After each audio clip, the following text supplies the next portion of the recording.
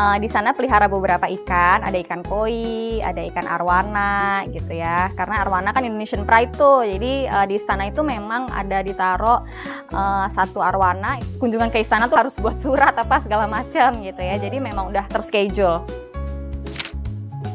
Ilmu pengetahuan di bidang medis ikan secara global gitu ya, itu belum semaju anjing kucing gitu. Jadi ikan itu kan ada gagal ginjal nih. Gitu, tapi gagal ginjal di ikan ini belum ada obatnya gitu. Beda sama gagal ginjal di anjing sama kucing itu masih bisa. Ngapain sih ikan diobatin gitu? Kenapa nggak digoreng aja? Kalau ikan yang memang bentuknya disajikan dalam bentuk utuh, misalnya gurame bakar atau nila goreng gitu ya di meja, itu aku udah sama sekali tidak makan, sama sekali.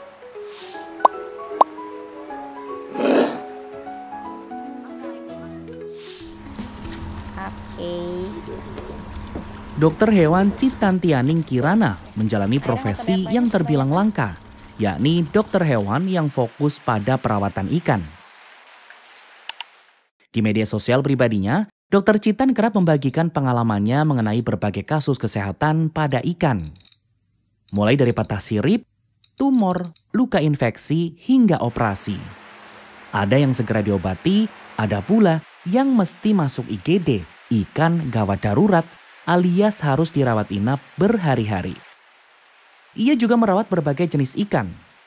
Dokter lulusan Universitas Gadjah Mada atau UGM ini mencintai dunia ikan sejak kecil. Itu berawal dari kegemaran sang ayah yang memelihara sejumlah ikan. Dari papa itu juga dari dulu tuh udah pelihara ikan juga. Jadi dari tahun 2000 tuh udah pelihara ikan, jadi udah sangat mengenal ikan tuh dari kecil, bersahabat dengan ikan tuh dari kecil. Kemudian setelah jadi dokter hewan, ngeliat dokter hewan buat anjing kucing kan udah banyak banget ya. Anjing kucing udah banyak, kura-kura, ular itu juga udah banyak. Nah, berhubung hobi, kemudian tuh ikan sendiri sakit, terus searching-searching ya, karena memang sebenarnya di literatur kedokteran hewan tuh ada gitu. Hanya saja banyak dokter hewan yang tidak mempraktekkan gitu kan. Banyak dokter hewan yang nggak ngelirik ke sana. Kemudian ngobatin sendiri ikan yang sakit, sembuh, terus langsung kepikiran, oh ini ikan-ikan yang sakit mereka pada bawa ke siapa ya kalau misalnya ikannya sakit gitu. Ya udah di situ menekuni sampai sekarang. Pasti ada sih maksudnya unsur ekonomi gitu ya. Justru karena ngelihatnya persaingan di dunia anjing kucing dan hewan-hewan kecil ini sudah sangat ketat dan sudah banyak. Walaupun memang pasarnya banyak juga gitu. Cuma ya melihat pasar yang memang masih belum banyak menekuni. Makanya chance untuk mendapatkan cuannya nih bisa lebih besar. Jadi bagian-bagian yang jamuran ini nanti akan dibersihkan gitu ya. Kemudian karena memang posisinya dia udah lemas, biasanya akan kami suntik dengan beberapa obat. Ya, kita akan suntik dengan anti radang sama vitamin. Menjalani profesi sebagai dokter hewan spesialis ikan sejak 5 tahun belakangan bukan hal mudah bagi Citan. Terlebih ia perempuan. Ya, Citan kerap dipandang sebelah mata oleh sebagian orang karena profesinya itu. Sebenarnya penolakan ada, bahkan dari orang-orang terdekat. Bukan penolakan ya, tapi lebih ke underestimate. Karena handle ikan besar ya, terutama ikan besar ya, ukuran lebih dari 70 cm, itu ngangkatnya tuh berat banget. Jadi banyak orang yang, susah deh cewek jadi dokter ikan gitu, karena harus ngangkat-ngangkat. Terus habis itu harus handling, nyerok-nyerok.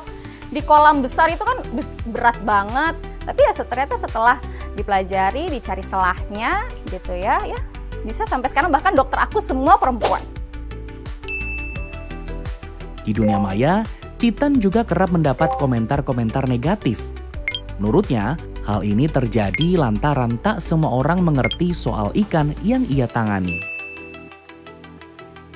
Banyak sih, sebenarnya lebih ke komentarnya ngapain sih ikan diobatin gitu, kenapa nggak digoreng aja. Mungkin simply pertama mereka nggak tahu harga-harga ikan yang aku tangani, kemudian yang kedua mereka nggak tahu bonding antara pet owner sama ikannya gitu. Karena banyak juga klien aku yang ikannya tuh murah sebenarnya ya, secara value gitu dia murah, tapi karena bonding ya jadi ya mereka sedih juga kalau ikannya kenapa-kenapa.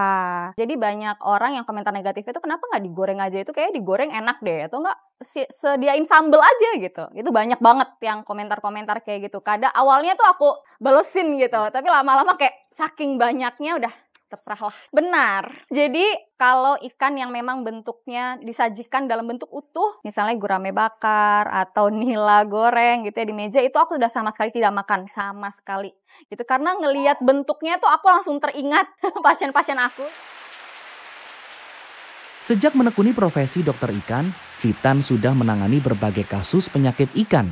Mulai dari tumor, patah tulang, kutuan, hingga jamur seperti ikan yang satu ini. Jadi ikannya ini jamuran parah ya, kena jamur kapas namanya saprolegnia. Gitu. Jadi hari ini memang tadi saya jemput dari tempat klien, kemudian dirawat inap karena posisinya memang udah letargi, dia lemes, anoreksia juga, nggak mau makan, sama dipenuhi sama jamur-jamur kapas. Kemungkinan proses kesembuhannya akan lama. Biasanya ikan-ikan apa aja sih yang dirawat di sini, Dok? Sebenarnya kebanyakan masih ikan koi. 75% lah ikan koi, tapi sisanya ikan-ikan predator seperti arwana, cana, kemudian ikan pari, ya ikan pari air tawar, bukan yang air laut ya. Kemudian dat, ya pokoknya berbagai macam ikan-ikan predator. Operasi itu kan ada dua ya, operasi yang bagian eksternal, organ eksternal sama organ internal. Nah, kalau misalnya yang internal ini tumor biasanya, gitu. Ikan koi yang paling sering ada tumor. Kemudian kalau misalnya bagian eksternal itu kalau misalnya dia ada tumor juga, squamous cell carcinoma sih biasanya. Jadi dia tumor tapi di bagian kulitnya. Perawat inap biasanya sampai berapa lama tuh? Nah, itu beda-beda tergantung respon ikan terhadap obat ya. Kalau misalnya memang responnya baik, biasanya 3 hari, 4 hari itu udah bagus. Tapi kalau misalnya lama, itu bisa sampai 2 minggu gitu. Apalagi kalau misalnya operasi, karena perawatan post-op-nya ini lumayan challenging. Jadi kita harus ngerawat sampai dengan 3 minggu.